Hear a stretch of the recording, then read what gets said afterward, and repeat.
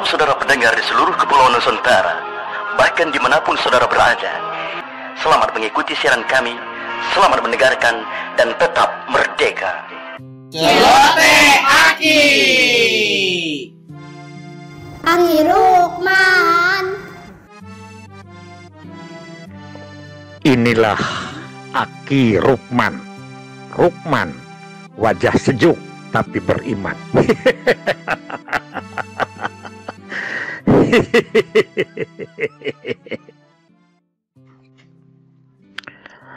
Assalamualaikum warahmatullahi wabarakatuh. Salam sehat, selamat, dan sejahtera buat kita semua. Anak cucu Aki, selamat berjumpa kembali pada episode ke-39. Alhamdulillah. Bila pada episode ke-38 kita membuat KIE dengan lagu Manuk Dadali dan isinya atau pesannya adalah peranan tokoh dalam stunting. Nah, setelah dikenali tokoh-tokohnya kita, makanya TPK itu harus kerjasama dengan tokoh-tokoh setempat. Karena kita tidak mungkin selamanya ada di situ, tapi yang akan membimbing, membina juga bersama kita adalah tokoh-tokoh setempat. Yang sudah Aki sebutkan 3 kategori tokoh itu ya, tidak usah diulangi lagi. Nah, di dalam KIE itu ada falsafah. 1, ilmu dapat, bahagia dapat. Itu bagus sekali. Jadi ilmu dapat, bahagia dapat. Oleh karena itu, maka para tokoh juga kita beritahu dengan lagu. Nah, yang harus diberitahu adalah bagaimana ciri-ciri stunting berdasarkan sosial. Ciri-ciri stunting berdasarkan kasat mata. Supaya bila ada gejala-gejala seperti itu, maka tokoh cepat tanggap untuk merujuk atau membawanya ke tempat-tempat pelayanan atau pembinaan. Nah, dalam itu Aki ada 5 setelah Aki berbicara dengan para dokter anak atau melihat beberapa catatan di YouTube. Aki urat-urat lagi nih. Karena kemarin banyak yang mengucapkan terima kasih pas lagi latihannya TPK, pas ada lagu itu katanya nyanyi bersama, yaitu lagu peranan tokoh itu. Katanya lebih meresap Ki. Alhamdulillah kalau memang ada manfaatnya. Nah, ini lagu 5 ciri stunting itu lagunya apa saja karena ini pantun. Jadi tidak usah harus tageng. Tidak dilakukan pun tidak apa-apa. Tapi kalau nyanyi bersama itu akan lebih baik. Bila dicontohkan ini lagunya adalah Rasa Sayangnya aja ya yang biasa. Si Aki lagunya itu juga silakanlah dimodifikasi, dikembangkan oleh kita semua. Yang pertama kan kalau rasa sayangnya kan begitu.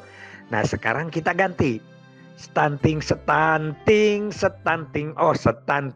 kenali gejala dari perilakunya. Jadi kita akan mengenal stunting dari perilakunya, dari sosialnya.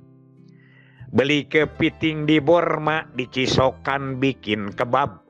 Ciri stunting pertama, kelelahan tanpa sebab. Jadi kalau ada anak yang tanpa sebab, tiba-tiba diam, kelelahan gitu ya, seperti yang kecapean gitu. Nah, itu adalah salah satu ciri stunting menurut sosial yang Aki dapat dari para dokter anak. Di lagunya terus lagi kan, stunting, kenali gejala dari perilakunya. Naik kuda ke Cipacing, makan buah dengan jagung. Ciri kedua stunting, cepat marah dan tersinggung. Jadi kalau ada anak yang marah-marah, kalau ada anak yang cepat tersinggung ya, itu adalah ciri dari anak stunting salah satunya. Tidak semua yang begitu stunting, tapi itu harus diwaspadai. Nah, bagaimana yang ketiganya? Stunting. Kenali gejala dari perilakunya. Kerongga ambil kepiting, masaknya di Gunung Sawal. Ketiga ciri stunting, kurangnya respon sosial. Bagaimana yang kurang respon sosial itu? Dia itu diem aja, diajak ngobrol, nggak nyambung gitu ya. Jadi tidak ada cara hati ke hatinya itu tidak nyambung gitulah. Nah, oleh karena itu adalah salah satu yang harus kita waspadai. Jadi kan itu mudah, siapapun bisa ya melihat itu, tapi tidak menuding, tidak memponis. Kita bawa sesuai dengan gejala-gejala itu, bagaimana ke TPK itu, ke tim pendamping keluarga itu. Kalau memang itu salah satu gejala, maka kita adalah cepat tanggap. Itu yang ketiga ya. Yang keempatnya, stunting. Kenali gejala dari perilakunya. Pinggir tebing dagang kupat, subuh-subuh kehabisan. Ciri stunting keempat, gagal tumbuh tinggi badan. Kalau itu mah sudah ciri fisik ya. Jadi seperti kita ketahui. Jadi tapi sosial juga bisa kelihatan kan, anak itu pendek, tapi belum tentu pendek itu juga stunting. Ini salah satu daripada bagaimana pengamatan kita supaya stunting ini benar-benar menjadi milik masyarakat. Apa cirinya diketahui, apa masalahnya kita atasi dan lain sebagainya. Stunting. Kenali gejala dari perilakunya. Makan kurma di Malingping, kelapa muda minumnya. Ciri kelima stunting, wajah muda di umurnya. Jadi kalau umurnya sudah 5 tahun tapi masih kelihatan bayi 3 tahun, itu salah satu ciri. Tapi belum tentu ya itu. Hanya di situ bukan muda gagah, bukan muda lincah, tapi mudanya muda pias gitu ya, seperti orang yang kurang darah begitu. Nah, itulah jadi yang 5 itu. Jadi ciri stunting itu yang pertama adalah lelah tanpa sebab, yang kedua adalah cepat marah ya, yang ketiga adalah cepat marah dan tersinggung. Yang ketiga adalah kurang respon sosial. Yang keempat adalah gagal tinggi badan.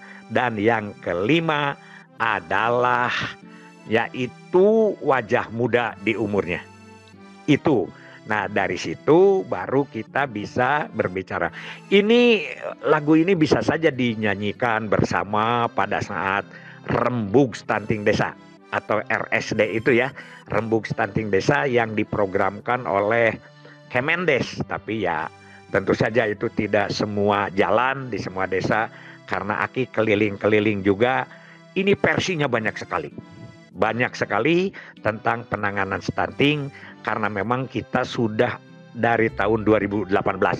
Ini yang sekarang aja, gerakan-gerakan yang sekarang, dan insya Allah mulai nanti ada beberapa inovasi dalam menurunkan stunting yang Aki ketahui saja.